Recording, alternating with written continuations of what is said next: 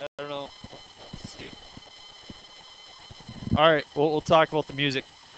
So now what we want to do is we want to take equations and transform them into polar form. Everybody should be completed with their assignment for Friday. It was simply converting rectangular coordinates to polar coordinates and back and forth.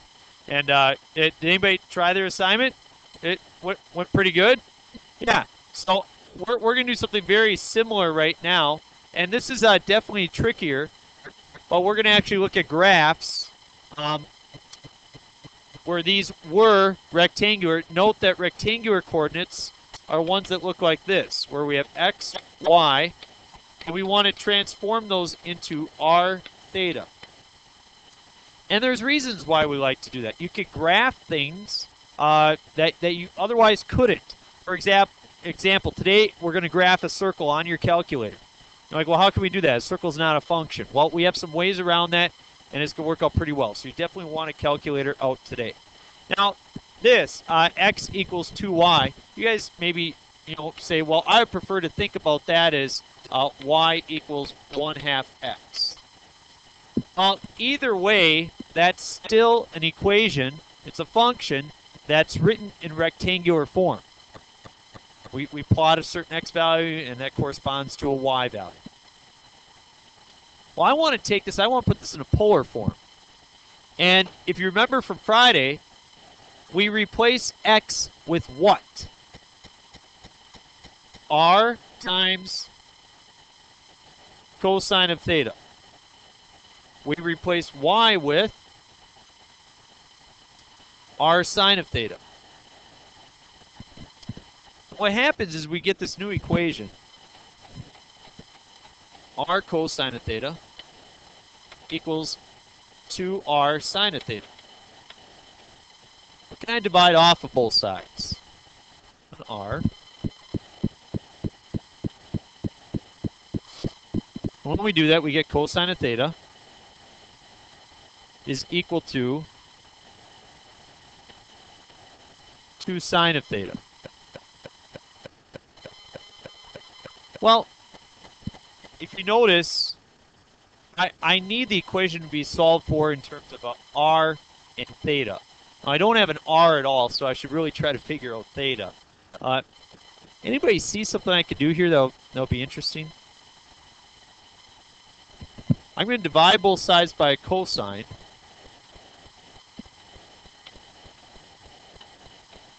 And I get 1 is equal to what? Very good. 2 tangent of theta. You guys recognize that sine divided by cosine is tangent. So I have 1 equals 2 tangent of theta. If you wanted to take that equation and solve for theta, what would you do? Divide both sides by 2. So 1/2 is equal to tangent of theta. And then do what? Inverse tangent. And if you inverse tangent in radians on your calculator, so I take out my calculator, which somebody has moved all the way over there. Take a look at prom pictures. Let's see. Turn it on. Get rid of that. Let's see here. Mode. I'm working in radians. And I'm going to inverse tan, second tangent inverse, 0.5. And I get 0.46. 0.46 radians. And that is the polar form of that first equation, which was rectangular form.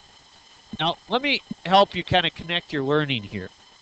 We started out with y equals 1/2 x. What does that look like if you were to graph it?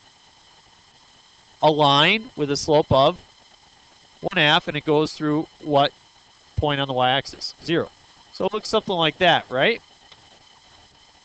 Would you agree? Well, if you look at this, theta equals 0.46 radians. That's approximately 30 degrees. Whoop. 30%. What an idiot. Somebody. All right, approximately 30 degrees. And you see how that kind of works out. You got this line that's approximately at about 30 degrees. The radius just extends. That really represents an angle. And so now we have a polar form of a rectangular equation. And so that works out. Let's try one that's more interesting that you guys are really going to enjoy. Let's try this one. X squared plus y squared equals 25. Second hour, I really like this one. We want to put it in a polar form. What do we put in for x? R cosine of theta. What do I put in for y? What?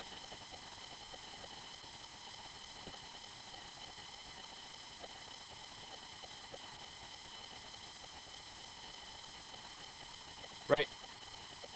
Yep. Yeah. You're absolutely right, Jalen. As Jalen looks at this, she's recognizing something right away. First of all, do you know what kind of equation this is? Do you know what, when we graph it, what it's going to look like? So there's the C circle. Very good. Do you know what the radius is? 5. And so right away, Jalen sees that R is going to be 5 here. You're absolutely correct. Well, let's see how it works out, because this is how you're going to be asked to work out a couple problems in your book.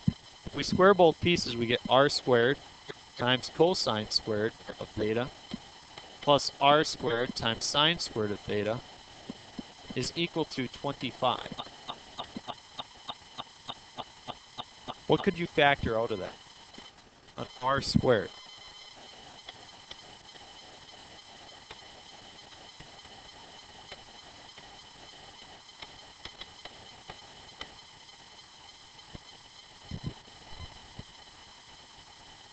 The aha moment is supposed to be here right now. Nathan sees it. Cosine squared plus sine squared is equal to 1. So therefore, you simply have R squared is equal to 25, or R is equal to 5. Now you may ask, if we knew R was 5 right away, why do we go through all that work? Well, that's a process that you would have to use maybe for some other equations. We have R is equal to 5. Now, let's actually graph it on our calculator. Take out your calculator.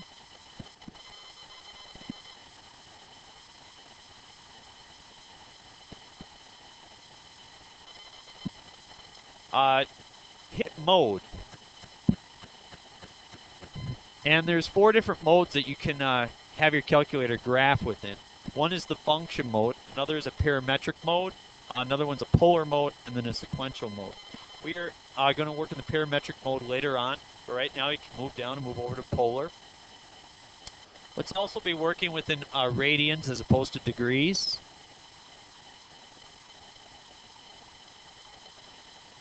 Now, as you press window, you notice that right away it pops up certain theta values. It says that theta is going to be starting at 0, and it's going to go up to 6.28. Now, 6.28 radians is how many degrees? 360. That would be 2 pi is 6.28, which is 360 degrees all the way around.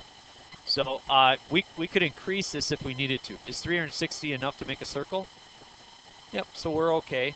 And if we simply go into y equals, you can notice that instead of y equals, it's r.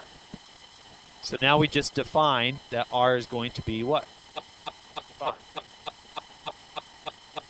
And if we now press graph,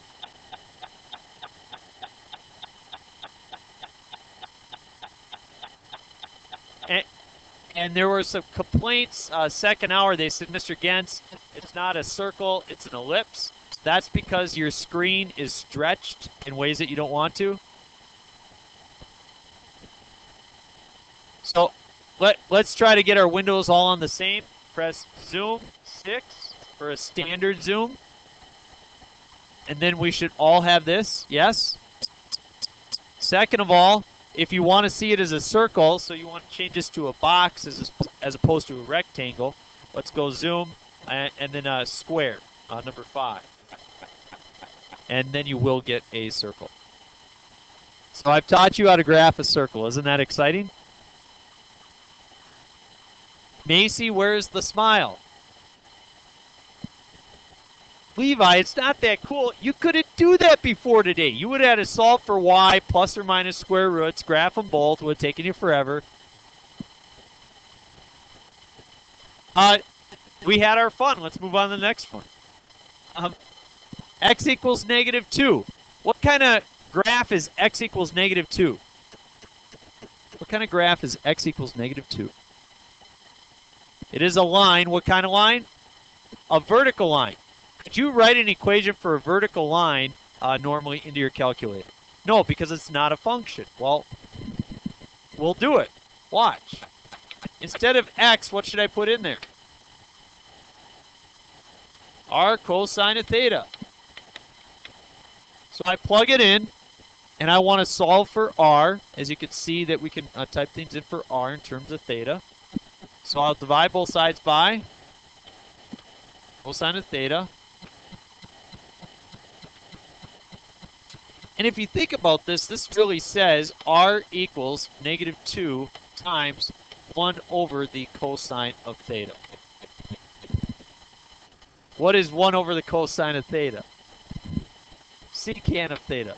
So your equation is r equals -2 secant of theta. So in this situation, we can now type that in, and we will get a vertical line on our calculator, which is otherwise very difficult to do. And so if we go to our calculator, go into y equals, and we type in -2, you don't have a secant button, so we do need to type in 1 over cosine of theta.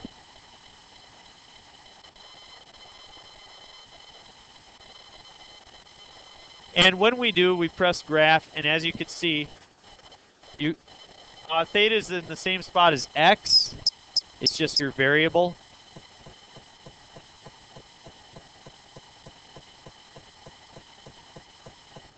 Yeah, I'll show you guys. Let me press pause.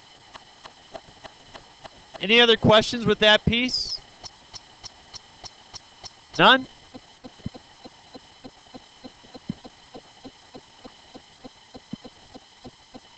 Okay, well, we have time to do one more. Let's look at this one. Our fourth example, x equals 3y squared. A for the day. Somebody tell me what kind of graph is that? A parabola, what direction? It's to the right. It's horizontal because it's x equals, not y equals. It's positive, so it goes to the right instead of the left. Very good try, Mr. Hacker. I applaud your efforts. Ultimately, you're incorrect. So, let's plug in the right pieces to this. You can't graph that on your calculator, can you? No, because it's not a function. But now we can, and Sam's excited about it. She said, this is actually kind of neat. So we plug in r cosine of theta equals 3 times r squared sine squared theta. What do I need to solve for? R. Bunch of pirates. R. So what should we divide by? R.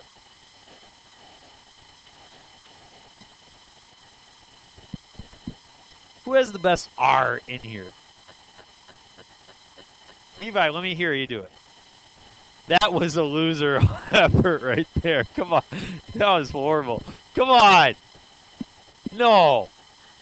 Who can do a good one? Sam, come on. Let me hear it. Ryan? Anissa, I bet you could do it. Naomi? Nathan? Arr! Don't be afraid to hear your own voice.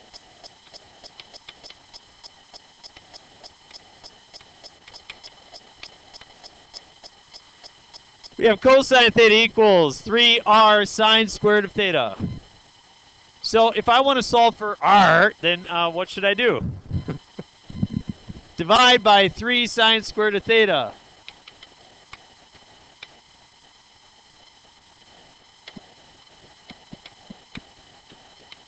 Now, this isn't too bad. I know it looks bad, but it really isn't bad. I'm going to rewrite this left side over here. Watch how I'm going to rewrite this. 1 over 3 times 1 over sine of theta times cosine of theta over sine of theta equals R. And the only reason I did that is so that we can write it in a more simplified form. Nathan, what is it? What's the reciprocal of sine? Cosecant. What is cosine over sine? There you go. So we can plug that in our calculator, and if we do, we should get the parabola graph that we had before. Notice that you can't plug in cosecant or cotangent. You're going to have to punch in the inverses, I'm sorry, the reciprocals, and go from there. So we're going to y equals, so I have 0.33 times parentheses 1 divided by the sine of theta times parentheses 1 divided by the tangent of theta parentheses.